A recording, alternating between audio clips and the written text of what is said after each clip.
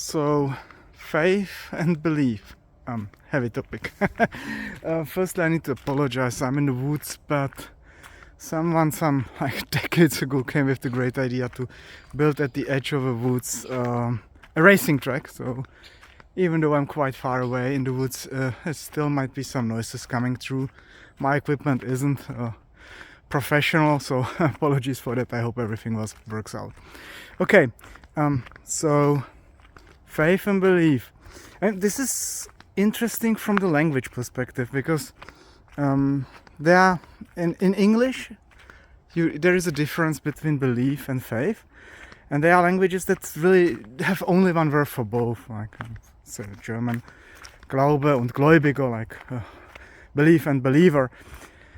But English opens up the possibility to be a bit more specific and go a little bit deeper in the difference, because my argument will be that basically belief is obedience and faith is a very intimate relationship. And if you, like anything, follow some of the videos I made, then you know that from the mystical perspective I tend to say that the mystical experience and relationship is closest to what humans experience as love.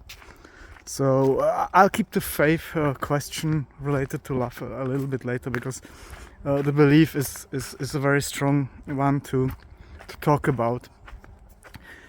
Now, yeah, I mean, you maybe get some buzzing bugs. I mean, I'm in the nature. You get into the nature, you become a part of the nature, and you know, you will be perceived as such. So if there is a buzzing of bugs, yeah, it's a part of what it means to walk in the forest these days. So belief. Now, usually it goes hand in hand with ideologies. And how can we define an ideology? In simple terms, is an ideology is a sum of ideas that take up to be the only sole authority and have the only monopoly on explaining the truth in an absolute sense. So whatever they say is true, it must be true, and you are to believe it. That makes you a believer, and you believe it by obedience. You show your belief through obedience, although what they call is they tell you that it's faith, but we come to the point where I think it's not faith, it's basically a form of obedience. Now, what comes to mind might be first and foremost like religious ideologies, because you know they have the authority given by the God and revealed through some sort of revelation, and you are to take it for granted, and if you do so, you know, there are some benefits, and if don't, there are some punishments. But the religious ideologies are actually not the only ones, and I think the difference between faith and belief can be very much illustrated as well on ideologies, political, like communism and fascism and other ideologies that we had during our era. And you know, through my life I lived at least a decade in occupation of one of those, so I have personal first-hand experience with them. What the ideologies are about is, this is our truth, this is our revelation, and you will follow. In the communist sense, it was mostly the Bolshevism that become predominant in the world, and what they are saying is, okay, so this is what Marx wrote, this is how Lenin interpreted it, this is how Stalin put it into place, and you know, this is the golden era of the ordinary working man. And this is the best society that you can be in, and you are to believe it, and even if it's not, you are to follow it, and you are to show it through obedience. And if you didn't, you were persecuted and worse. Now, what those sort of ideologies have in common, that they are very strongly socially embedded. So the first persecution that you get is social ostracism. Right? It doesn't matter if it's a religion or if it's a political ideology. You stand against it, your neighbors, your society will turn against you. And then with the religious ones, it comes even further, because they say, and yeah, your mortal life is just the beginning, the punishment will be eternal and will start after that. In some don't have the eternity there, and then there are some other ways. But basically what it says is that It has a key for your life. The key is written in, or is sort of transitioned through some sort of revelation, and you are to believe it. And the authority to say what is right and what isn't right is usually the representative of the religion through some form of church or state.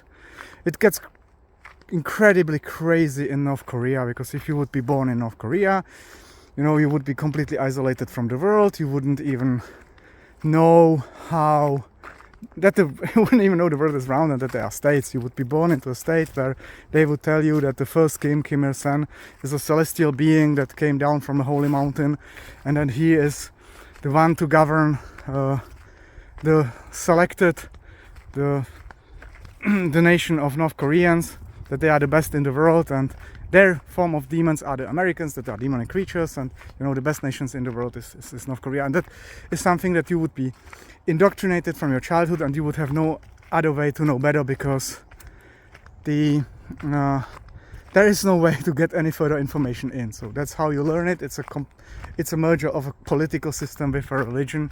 It's very strongly interconnected and you basically have no chances. If you would be a mystic and get a mystical experience in there, that would bring you into severe trouble, because from that moment on you would either sort of see through this lie and get vocal, which most probably would bring you into a concentration camp, maybe execution, and that would go for your whole family as well. So most probably, even if your mystical experience would be happening, you would still stay silent and play along, because of the life of the others that would be dependent on your act. And as someone who has first-hand experience with a similar but much less intense form of this applied ideology, I can tell you that there's a lot of people that just don't buy it and they just play along, and that's how they live their lives. Okay, I came at the end of the forest. Let me go back. Unfortunately, I will go against the sun, so maybe there will be some blurry screens. Let's see.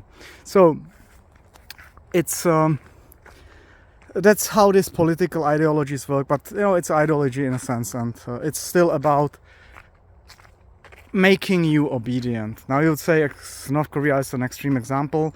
Indeed it is, but throughout history of mankind we have so many similar scenarios, be it the current radical forms of religions, Islam for example, or be it the incredibly painful times of the Christian Inquisition during the early New Ages and Middle Ages, Europe, even US.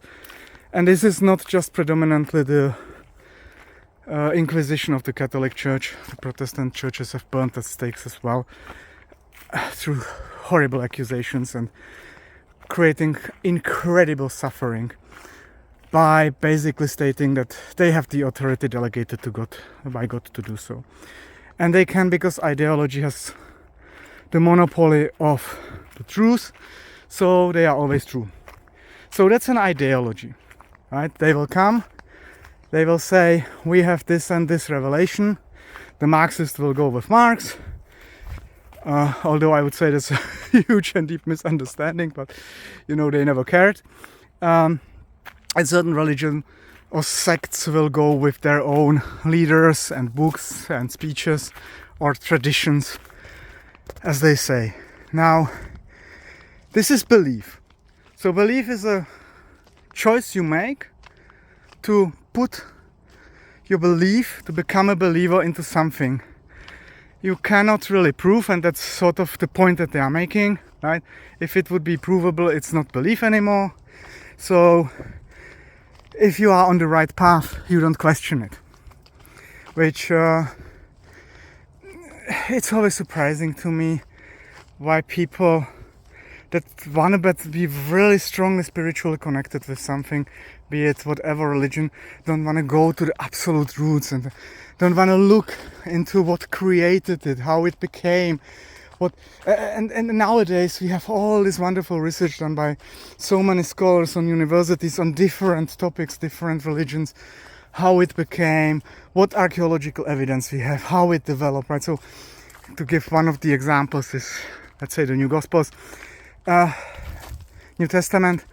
I mean, we know that it wasn't written by the apostles. You have 12 apostles, there are only 4, and you know what happened with the others, and how comes that the 2nd century canon was considered something else than it became in the 4th century, and how is it that already in the early Christianities, as religious sciences call it, they had this huge fight between what is right Christianity, what is wrong, and this excommunication and heresy, and even death punishments were happening already at the time on something that is purely based on love. And I mean, reading through some of the texts, especially the speeches of what let's refer as historical Jesus, there are some very wonderful and loving things that he probably said, though there are as well some that are questionable.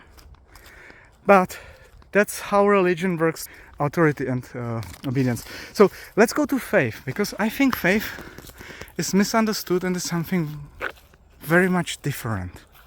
So I think faith is an intimate relationship that you build through the mystical experience, which to be described closest is, as I mentioned, something like love, where you basically transcend yourself and become a conscious part of something higher. And in a mystical sense, since mysticism is the unity with the oneness, and oneness is everything, to put it in modern terms, we could say that mystical experience is the conscious unity of the whole universe, maybe even universes.